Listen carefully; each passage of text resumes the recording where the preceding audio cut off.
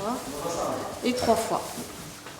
C'est un rituel qui existe depuis la nuit des temps. Préparer le défunt pour sa nouvelle vie. Voilà, donc là on vient de finir les petites ablutions. Avant d'être enveloppé dans un linceul blanc, le corps doit être lavé, purifié et parfumé. Dans la tradition musulmane, la toilette mortuaire est très codifiée pour que le défunt garde toute son intégrité. On se base par rapport à la sunna du prophète. Donc tous ces gestes ne sont pas anodins. Donc le prophète faisait comme ça, on le fait. Et on le fait de la meilleure des manières pour le défunt en fait. Selon les textes sacrés, seules 4 personnes du même sexe ont l'autorisation de manipuler le corps. Ces formations spécifiques, organisées par la mosquée de ce nom, s'adressent à tous les croyants qui souhaitent prendre soin de leurs disparus. À la fin du lavage, on voit que la personne, elle est toute blanche, elle est belle, ça sent extrêmement bon, plus bon qu'un vivant des fois, je me dis. Moi, je suis admirative du défunt. C'est-à-dire que quand je vois un mort, ça me fait rien du tout. Je me dis juste qu'il est en avance sur moi. Je me dis qu'il va rencontrer Dieu avant moi. Dans la religion musulmane, la mort n'est pas une fin, c'est un passage. Nous sommes dans une société aussi qui cache la mort. Pas, ça c'est vrai ça. Et il faut montrer la mort. Il faut les... Dédramatiser, c'est le rôle de l'imam. Pour lui, les rites funéraires sont indispensables. Ils permettent de mettre des mots sur ce moment clé de la vie. Scientifiquement, tout le reste peut être... Tout être humain, dans toutes les civilisations, dans toutes les cultures, il y a le rite qui prépare à ce moment important de la vie de l'être humain qui est la mort. Sauf que les monothéismes et l'islam en particulier donnent un sens. C'est pas la fin, c'est le commencement. Et le Coran nous dit que ce rite, on l'a appris des animaux. Pour dire que c'est naturel, on a toujours besoin d'enterrer le corps pour faire ce qu'on appelle le deuil. Même si on trouve un seul organe, on doit l'enterrer.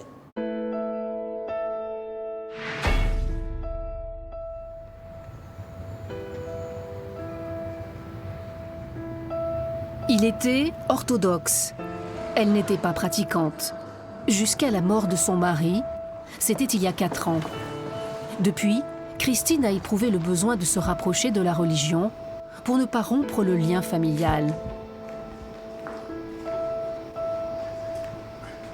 L'église orthodoxe, pour moi, c'est toute ma vie parce qu'elle a vu le commencement de ma vie, la naissance de ma vie de famille, elle a vu le développement de ma vie de famille, elle voit une partie de ma vie de famille qui s'éteint.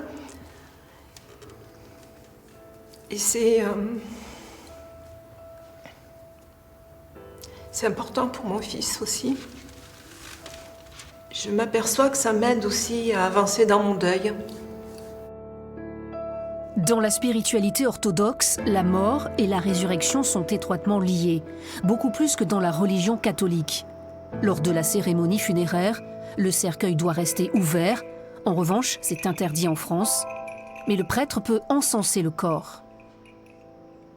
C'est quelqu'un qui est parti, comme tout le monde, il a fait le cycle, en quelque sorte, de sa vie. Il est venu, il a grandi, il a vécu, il part.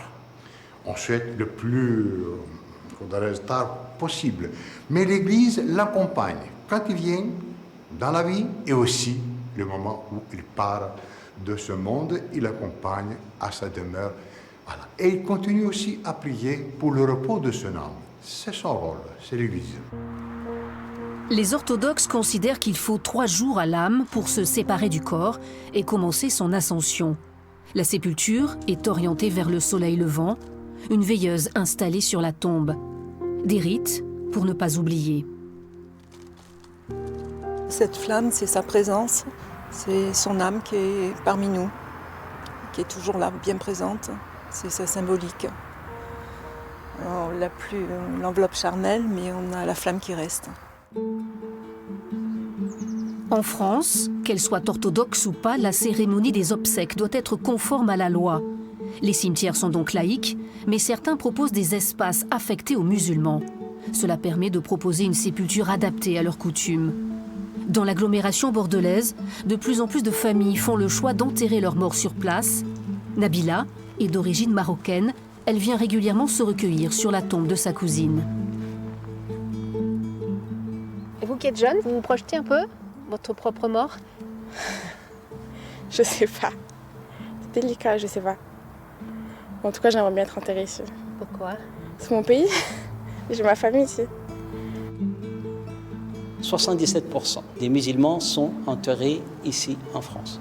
Et là, je vous donne l'exemple du carré musulman d'Arctique. Et ça, c'est une très bonne chose. Parce qu'être enterré dans son pays, le rapport à la mort, c'est aussi l'attachement affectif à notre terre natale, qui est la France. Et ça, c'est très symbolique pour nous.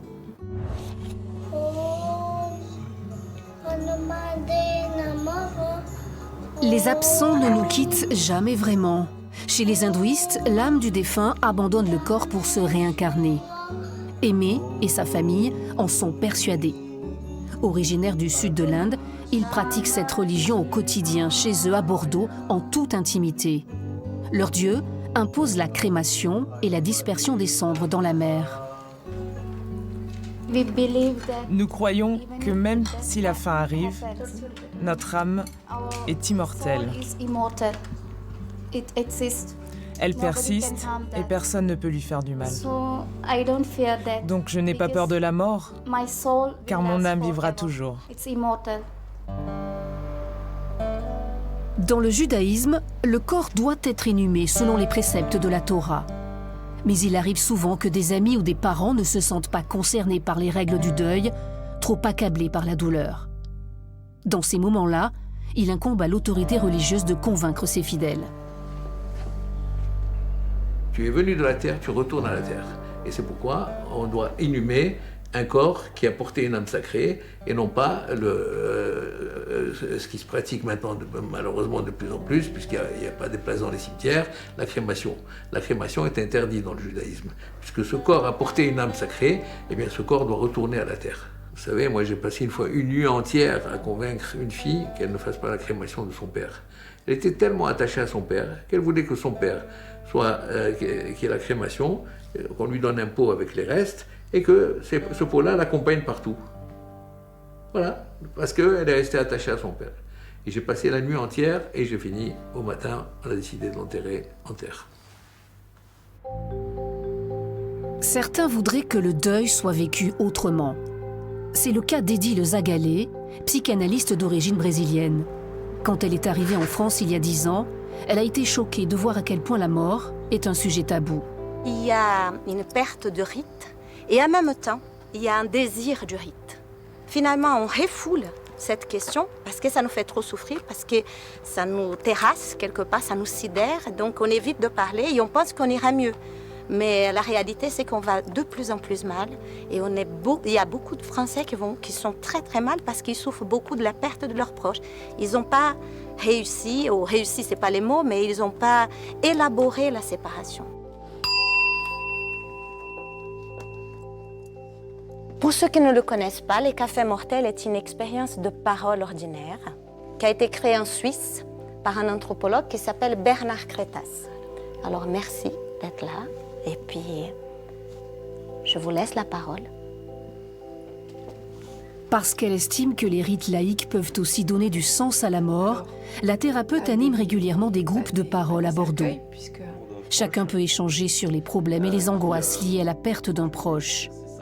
Des hommes et des femmes qui réalisent aujourd'hui qu'ils auraient voulu une cérémonie différente. Et là, je suis allée derrière et j'ai entendu le bruit du four. Et ça j'ai crié. Moi, mon fils a 2 anniversaires, sa naissance et sa mort. Bon, voilà, c'est tout, c'est comme ça. Et depuis quelque temps, mes amis m'appellent pour le jour où il est parti aussi. Parce que moi, je trouve que c'est important comme on parle. Si on n'en parle pas, c'est comme s'il n'existait pas une deuxième fois. J'ai l'impression d'avoir pris conscience vraiment profondément qu'il y avait ce besoin, que la mort a besoin d'être accompagnée, qu'il faut célébrer nos morts, et qu'il faut honorer nos morts. Et que honorer nos morts, c'est honorer la vie, et pas d'un point de vue religieux, mais c'est remettre du sacré en fait. Chaque souffrance est unique. Bernard Abraham, lui, est de confession israélite. Ses parents et ses 2 enfants sont enterrés à Bayonne, dans l'un des plus anciens cimetières juifs de France. Un site historique témoin de l'arrivée d'une importante communauté israélite au XVIIe siècle. Ses descendants ont conservé un rituel spécifique et très intime. Chaque fois que je viens au cimetière, je dépose un petit caillou.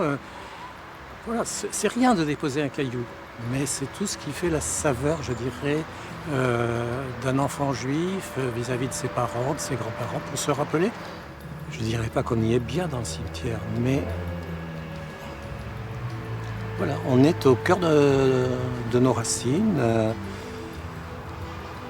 Et puis c'est là qu'on sera. Mieux comprendre la mort et moins la craindre pour mieux célébrer la vie. Et si c'était le but de tous ces rites funéraires? Religieux ou pas, ils occupent encore une place importante dans notre société.